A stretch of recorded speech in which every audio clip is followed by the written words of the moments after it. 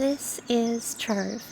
It's a game I have a long and complicated history with that I won't delve too deep into, just in case I get around to finishing this really long Trove idea video script. But even with the idea of a larger Trove video in the back of my mind, I knew I wanted to make this video on a topic that I don't think I could cleanly fit into a massive, comprehensive video. It's so eerie and disconnected, and in a larger video I just wouldn't know when to mention it or how long to spend talking about it. This is the hub.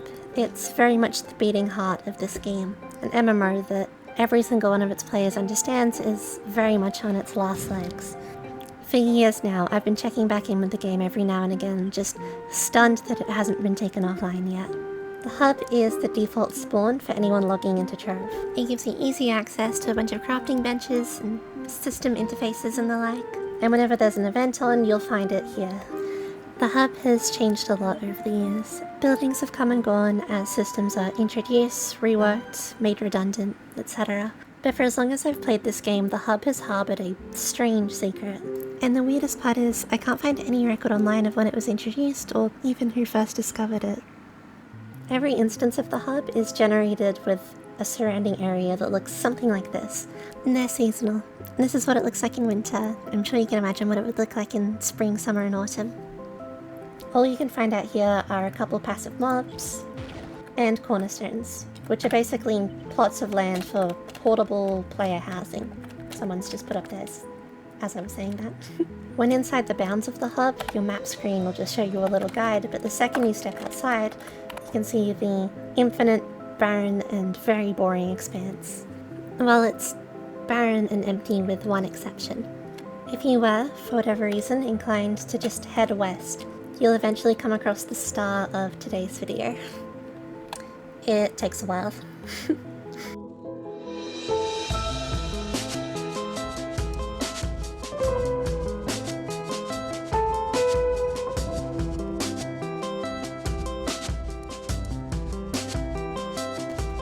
Real quick, I just want to say that this video will be the first in what I'm calling a soft trilogy of videos about different games, and they're all structured a bit differently, but they're all about creepy places in games. So if you like this one, there's a good chance you'll like the others.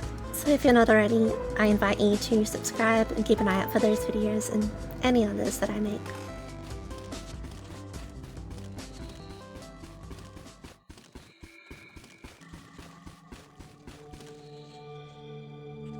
So we've arrived at the edge of this giant icy expanse, and what might look like a normal and inviting ocean is actually the Sea of Regret.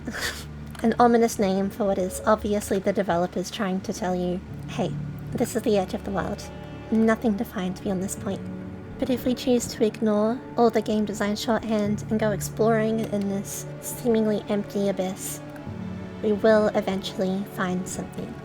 You'll want to come at this with a lot of hype, because if you're like me and are about to hit the water, you might think to switch to your boat, but the Sea of Regret kills you, so that's not an option. We have a long way ahead of us still. And there it is. It might not be clear what we're looking at for a second, but this is supposed to be a cloud with a portal sitting on top. Portals like this are a bit of a relic in Trove. They used to be how you would access all of the worlds until this Atlas menu is added. Its status as an antiquated relic, I guess, makes it kind of unsettling. Doubly so when it looks so blank and featureless, and triply so when its pop-up doesn't actually prompt you to interact with it, as if we're not invited.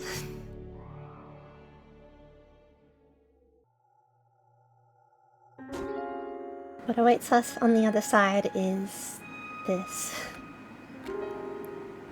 This is an overexposed, nightmarish recreation of Trove's original hub world, as it existed in the alpha builds. As I said, I have no idea how long it's been in the game, but I can personally attest to it existing for at least 8 years now. It's remained entirely untouched in those 8 years, save for the addition of this one NPC. He was part of an event. Blah, blah. Can I speak? Oh my god. He was featured in an event years ago, and seemingly retired here after the fact. And the other NPCs that call this place home are Saltwater Sam, a red dragon that shares a name with a parrot NPC in the regular hub, and Saltwater Sam. Again, exact same model, exact same name. There's one other NPC to find, and I say NPC very lightly. If we head on over to this house, we can find a little information pop up. It reads as follows. Cubesley says, "This world won't last forever, so don't get too attached to it." Needless to say, I find this deeply unnerving. This whole place is deeply unnerving, but this is especially weird. However, it is far from the creepiest thing to find here. The creepiest thing to find here is not this toilet, which is actually a crafting bench that you can use to make a toilet mount, that I don't have. Over here you can find a hole in the ground, partially patched up with glass and partially with these construction tiles. There's a sign next to it that reads, "There was a cornerstone here. It's gone now." A curious soul might see this and decide to claim their own cornerstone. This entire ordeal has been quite unnerving, but the creepiest thing by far rears its ugly head if we decide to just dig straight down in our own cornerstone. While digging around at the bottom, you can find an exit.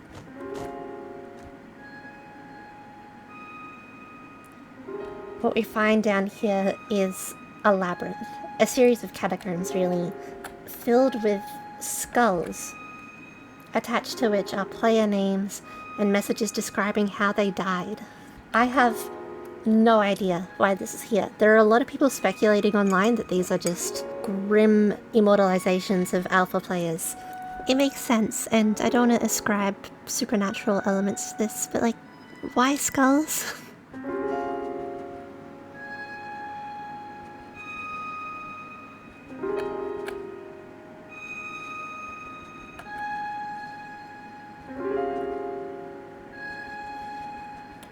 In case it wasn't apparent, it is extremely easy to get lost down here.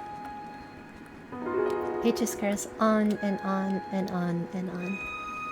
I feel it goes without saying, but I'm not finding my way out of here anytime soon. This is where I leave you. Making this video gives me a real sense of closure for whatever reason. I guess I'm just always anticipating the Trove end of service announcement. It feels years overdue at this point. Like I said, I have a long and complicated history with this game, and I might get around to preserving that history one day, or maybe I won't, who knows. But for now, this Shadow Hub, as the community has dubbed it, has been preserved, and that brings me a little bit of peace. See you guys next time.